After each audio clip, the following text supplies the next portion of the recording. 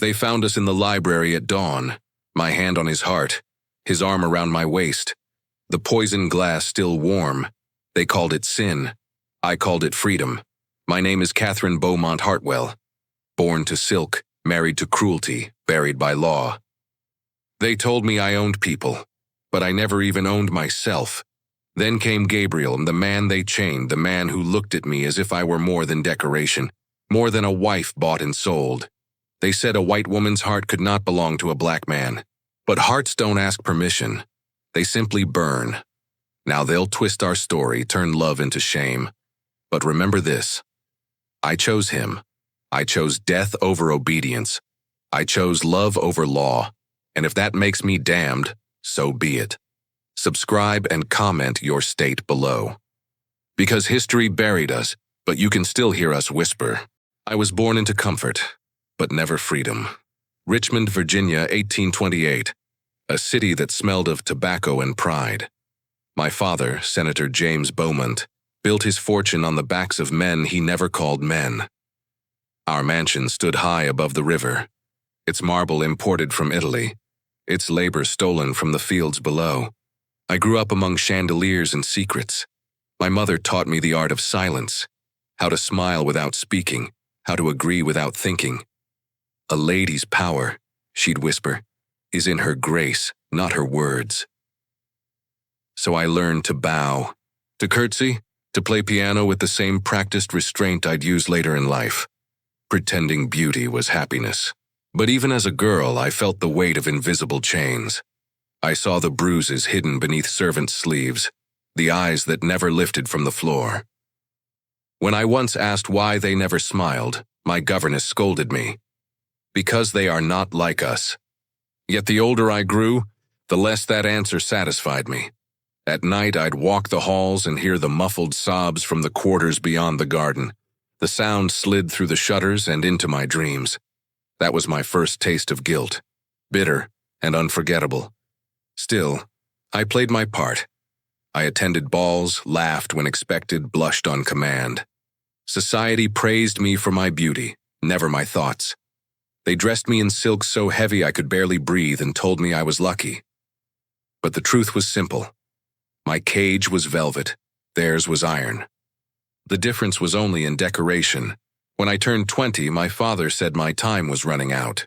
A woman's worth fades faster than a rose in summer, he said, swirling his brandy as if measuring my expiration date.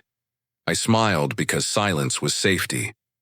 But inside something cracked. That was the moment I began to understand. That freedom was not just stolen from the enslaved, but denied to women like me in quieter ways. We were told who to love, what to think, when to speak. And like the field hands outside my window, I obeyed because I was afraid. I used to think my chains were invisible. But the day my father arranged my marriage, I finally saw them glittering in plain sight. That's where my story truly begins. Not with love, but with ownership. 1830s Virginia. Wealth built on blood. Beauty masking bondage. One woman begins to see the cracks in her golden cage. If you were born on the wrong side of freedom, would you even know it? My father used to say marriage was a business, not a blessing. Love is for the poor, he laughed. A Bowmont marries for power. By the time I was 26 and still unmarried, I was no longer a daughter. I was a debt waiting to be settled. That winter, he brought Colonel William Hartwell to dinner. A man twice my age, his skin pale from whiskey, his eyes colder than the marble floors he walked on. He was a widower whose first wife had died under uncertain circumstances, a fact everyone politely ignored. He owned 3 plantations, hundreds of enslaved men and women, and enough cruelty to command fear in every room he entered. When he looked at me across the table, I felt studied, not seen. "You'll make a fine mistress of the house," he said. "Not wife, mistress." I remember the smell of tobacco and the sound of rain tapping the window as my father nodded in approval. My silence was my consent. The wedding came in June. They say brides glow. I burned. The church was filled with Richmond's finest, pearls, lace, and lies. When the priest said, "Till death do us part," I wanted to laugh. I already felt dead. Our honeymoon was at Hartwell Manor, 30 miles from the city. A grand Georgian house with white columns and a black heart. The first night he told me exactly who I was. Your job, he slurred, is to look beautiful and stay silent. I didn't buy a wife with opinions. He didn't strike me that night, but something inside me broke just the same. The soundless kind of breaking, when you realize no one will come to save you. Days blurred into duties. I learned to manage the house, to smile for guests, to serve tea while pretending not to hear the cries from the fields. The other wives envied me, my dresses, my position, my husband's wealth, but they didn't see what I saw at night. A man whose love of power was stronger than his love of God. Once he caught a young enslaved boy looking at the piano in the parlor. "You don't touch what isn't yours," he snarled, and had the boy whipped by the next morning. The echo of those lashes carved something into me that no etiquette lesson could erase. That's when I realized I wasn't just married to William Hartwell. I was married to the entire system that made men like him possible. Every word I spoke was weighed, every movement judged. I was trapped in a gilded cell, until the day a man in chains walked through its door and made me see what freedom truly looked like. 54 Virginia. A forced marriage, a cruel master, and a woman whose heart begins to wake inside her cage. Would you trade safety for freedom, if it meant losing everything else? It was February of 1856 when the wagons came. The morning was sharp with frost, the kind that bites through gloves and bone alike. I remember standing by the window, watching as they unloaded the new purchase, another life measured in dollars. William called it an investment. A tutor, he said, for the plantation children. His voice carried pride, as though education bought through bondage was progress. I remember the sound of iron, the dull clink of chains, as they pulled him from the wagon. His name was Gabriel. Even bound and beaten, he stood with a dignity that startled me. His clothes were torn, his wrists scarred, but his posture was unbroken. His eyes, dark, intelligent, alive, were not the eyes of a slave. They were the eyes of a man who remembered freedom and refused to forget it. I watched as William circled him like a farmer inspecting a horse. "Strong, educated, speaks French, Latin, and Greek," the trader bragged. William grinned. "A fine purchase," he said, tossing a coin purse heavy with silver. That night, Gabriel was brought into the library, my library, to receive his orders. I was reading Tennyson beneath the lamplight, pretending, as always, that words could make me free. William, already drunk, introduced him with mock ceremony. "Catherine, this is Gabriel, a scholar in chains. He'll teach the children of gentlemen how to read better than their fathers." He laughed, the sound jagged and cruel. When Gabriel lifted his eyes to me, something in the air changed. It was not romance, not yet, just recognition. One prisoner seeing another through the bars. "Ma'am," he said softly, bowing his head. His voice was deep, smooth, educated, too human for the world he'd been forced into. "Welcome to Hartwell Manor," I replied. My voice trembled, though I couldn't say why. William didn't notice. He never did. He ordered Gabriel to report every morning at 8, then left in a trail of cigar smoke and arrogance. For a long moment, we were alone. The silence hummed. The lamplight flickered against his skin. "Do you read poetry?" I asked without thinking. A faint smile touched his lips, the first I had ever seen from him. "Yes, ma'am. I used to teach it. That was the moment. Quiet, dangerous, holy. A simple exchange that cracked open something neither of us could name. When he turned to leave, he looked back, just once, and our eyes met again. There was no smile, no words, only understanding. That night I did not sleep. The sound of chains haunted me, not from the yard, but from my own heart. I realized something terrible and true. I had lived my whole life obeying laws written by men who believed ownership was divine. But looking into Gabriel's eyes, I felt something those laws could never name: humanity.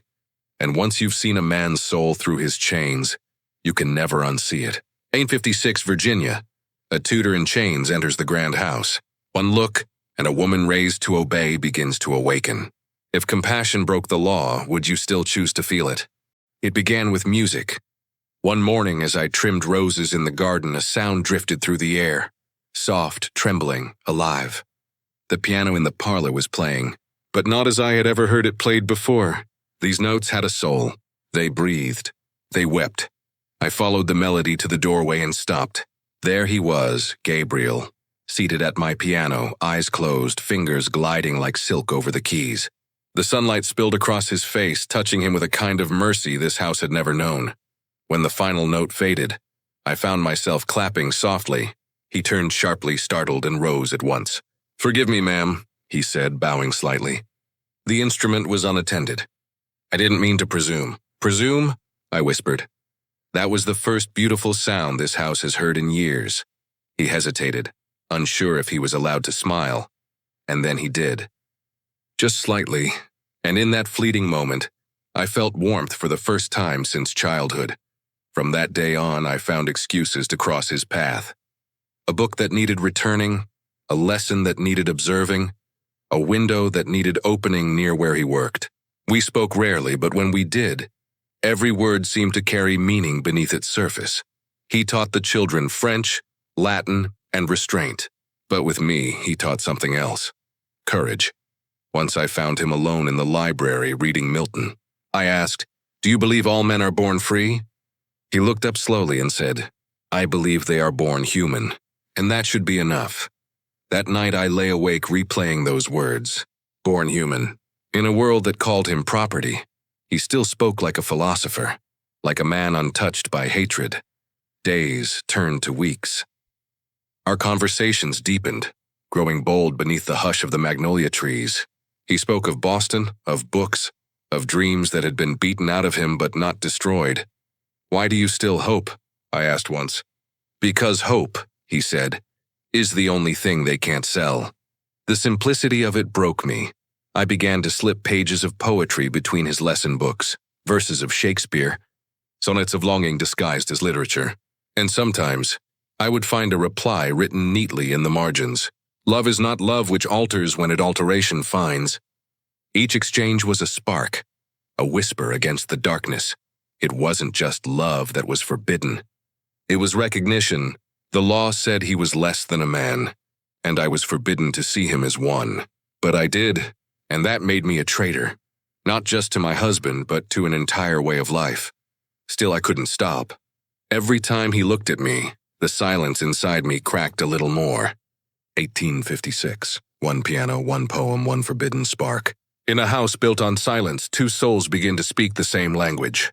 If love spoke through locked doors, would you dare to answer? Summer came heavy that year, air thick with magnolia and secrets. The world outside glowed with life, but inside Hartwell Manor, every breath felt borrowed.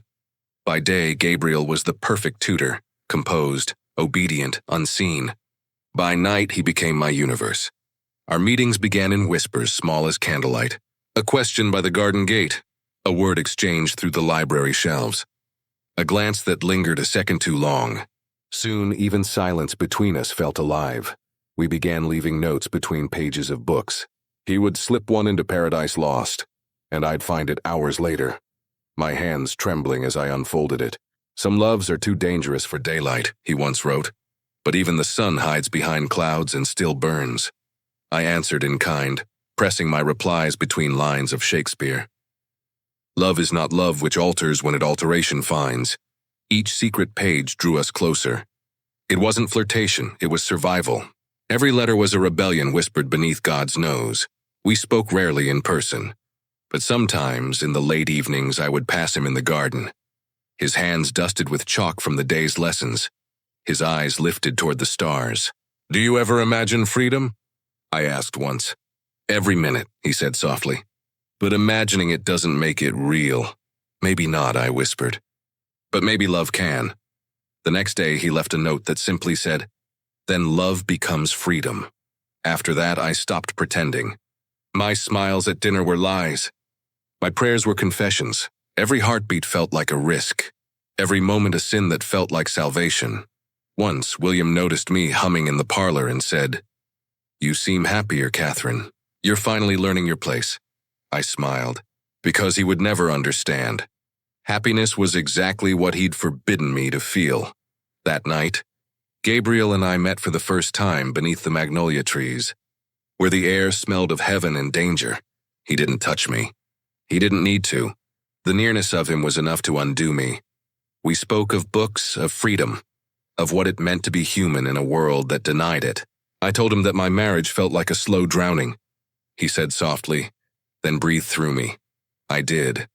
Every night after, I'd listen for his footsteps, the soft, careful rhythm of a man risking everything for a moment of truth.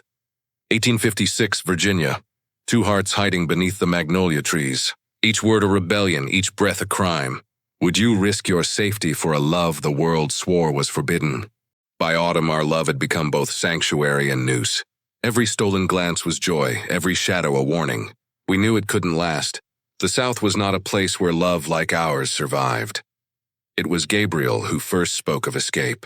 We were in the library, the room that had seen everything, from our first conversation to our first trembling touch. The lamps burned low, casting light on his face, carved by hope and fear in equal measure. There are people who can help us, he whispered. The Underground Railroad isn't just a rumor. There are conductors, safe houses. I know some of their names. The words felt unreal, a language made of courage. Freedom, a word I had never used for myself. Where would we go? I asked. North, he said, tracing his finger along a map he'd hidden between books. Philadelphia. Maybe farther? There, we could live quietly. I could teach. You could write. I smiled through tears.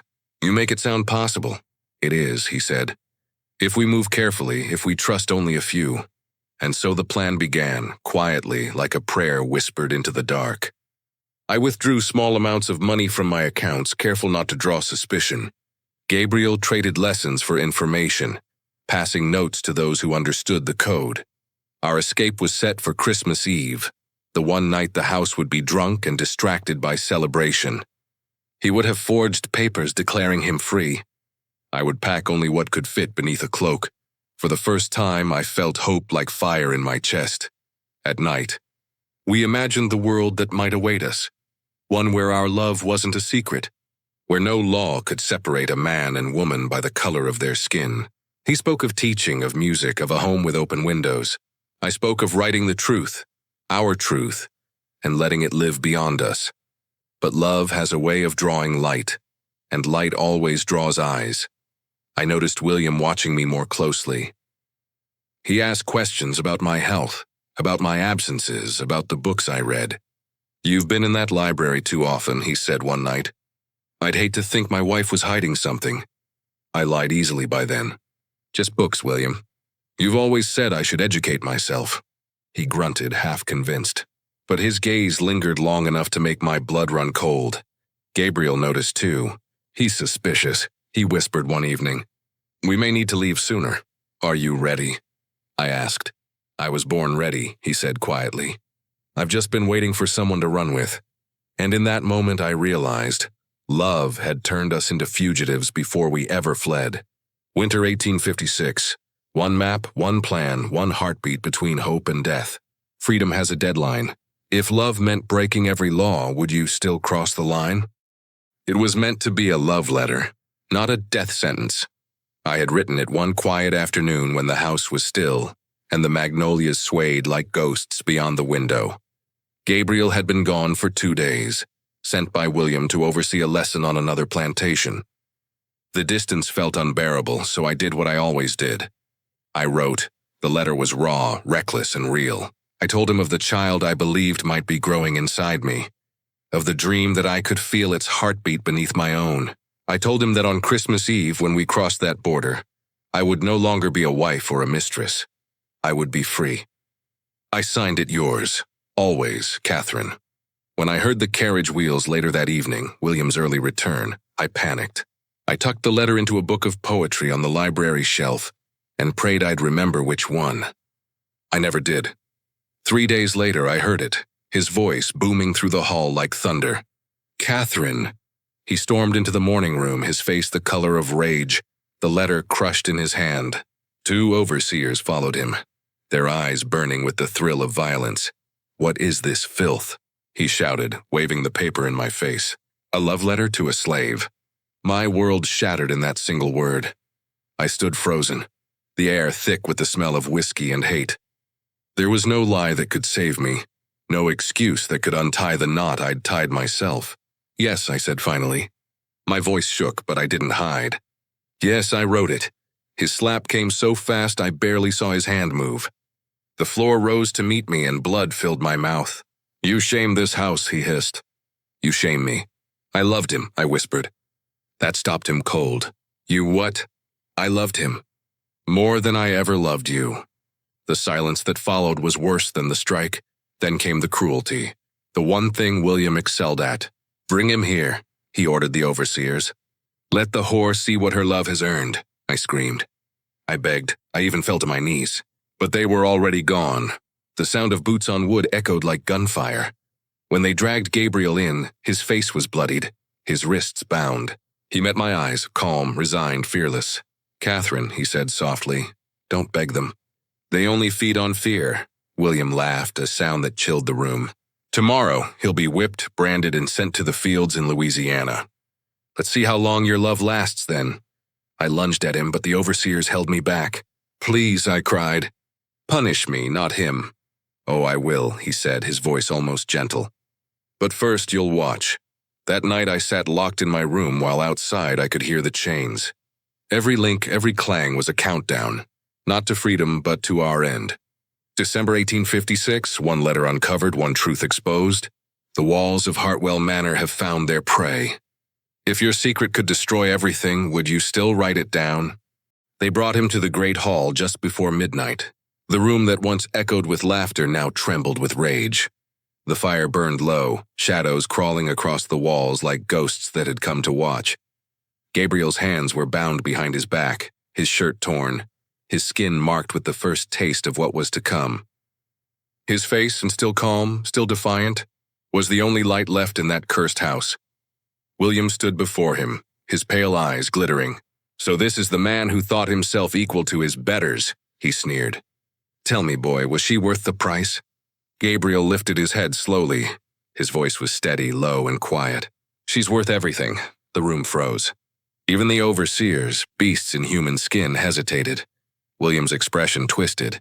Then you'll die knowing you ruined her. He turned to me. And you, he spat, you'll watch. You'll see what happens when filth defies the natural order. I lunged forward, screaming, but they held me fast.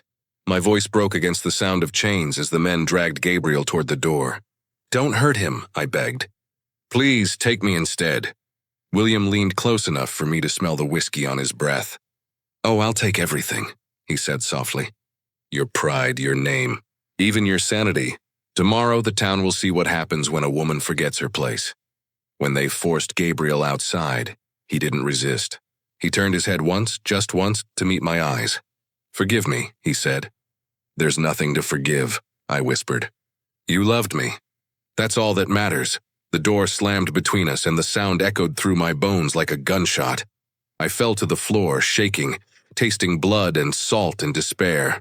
Somewhere beyond those walls, the whip cracked, once, twice, and the night swallowed his cry.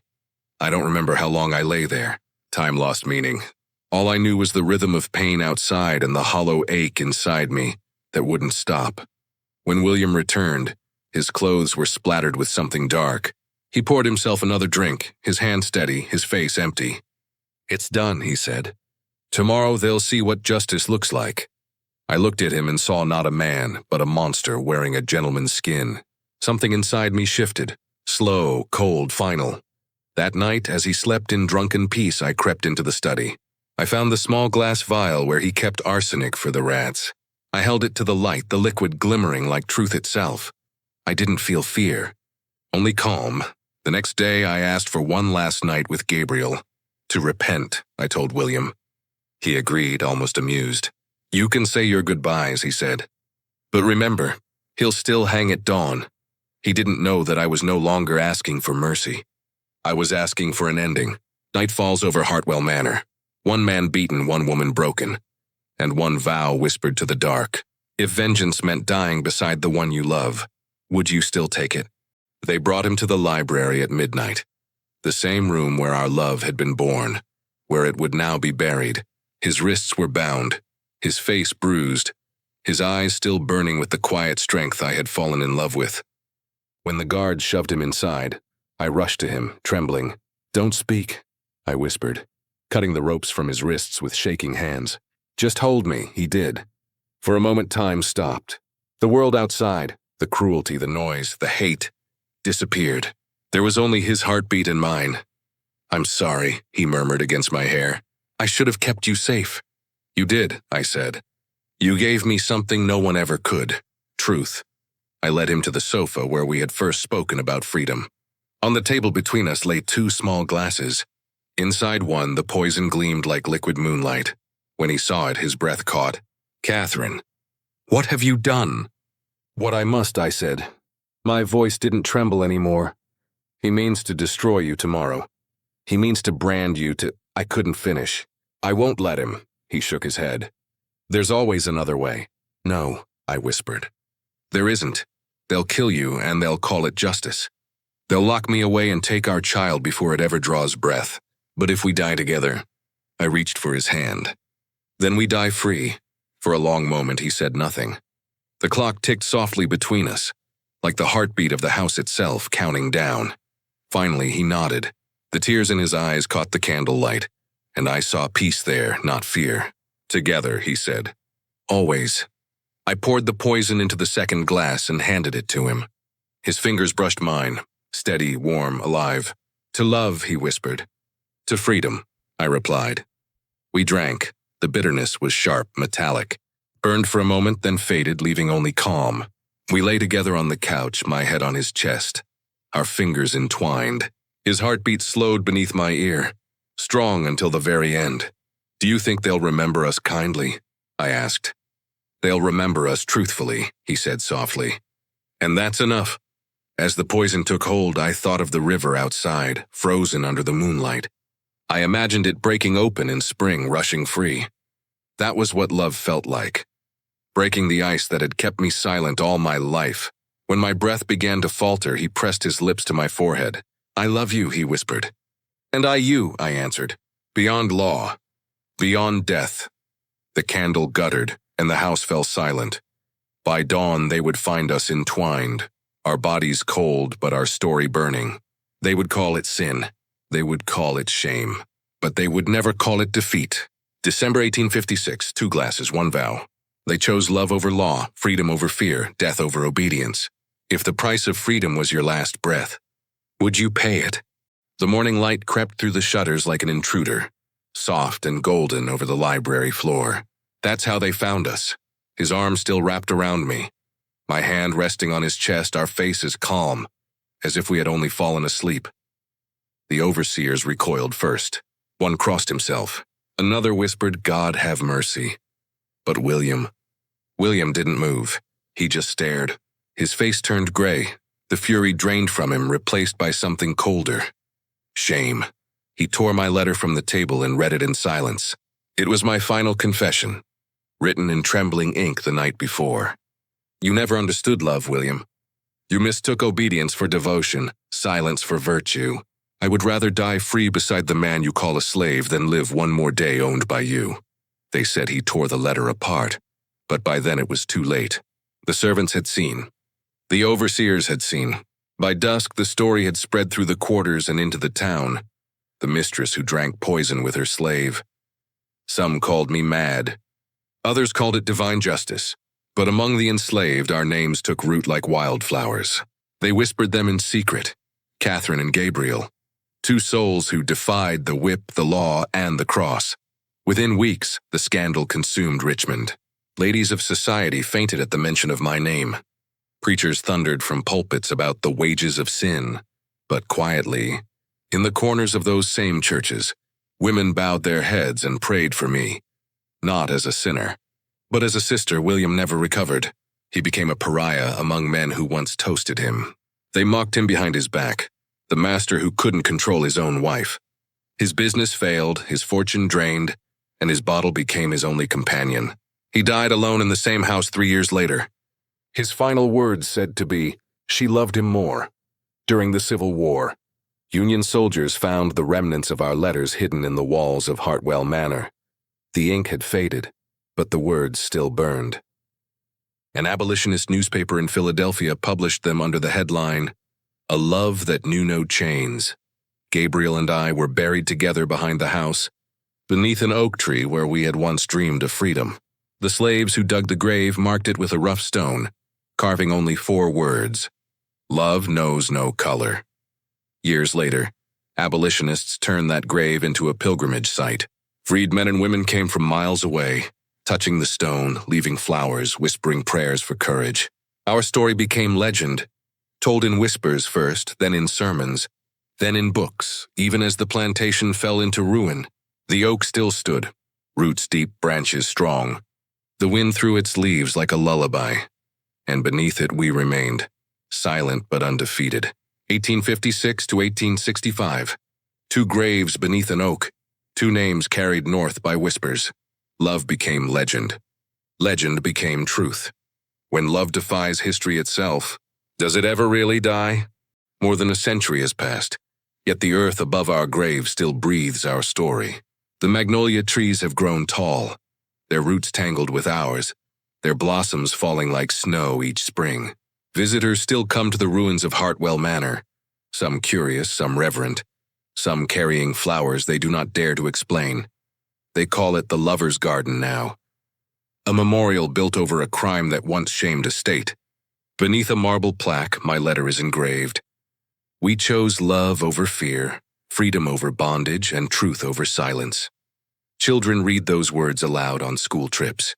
Tourists take photographs, but sometimes when the wind moves through the trees, it feels like the past still breathes. The faint sound of piano keys, the rustle of a silk dress, the whisper of 2 names that refuse to vanish. People ask why our story endures. Perhaps because it was never only about us. It was about everyone who ever looked at a world built on cruelty and whispered, "No more." In 1856, the world called our love unnatural. But in the quiet between heartbeats, Gabriel and I found something more eternal than law, stronger than chains. We found the proof that the human soul cannot be owned. If you visit the garden today, you'll find a single white rose growing near the headstone. No one planted it, yet it blooms every year. They say the petals are shaped like small, open hands, reaching upward, unafraid. I like to think it's Gabriel's doing, that somewhere beyond the reach of time or judgment, he still keeps his promise. Because love, real love, does not die. It simply waits to be remembered. So if you hear this and feel something stir inside you, don't let it fade. Tell someone, pass it on. Every retelling makes us live again.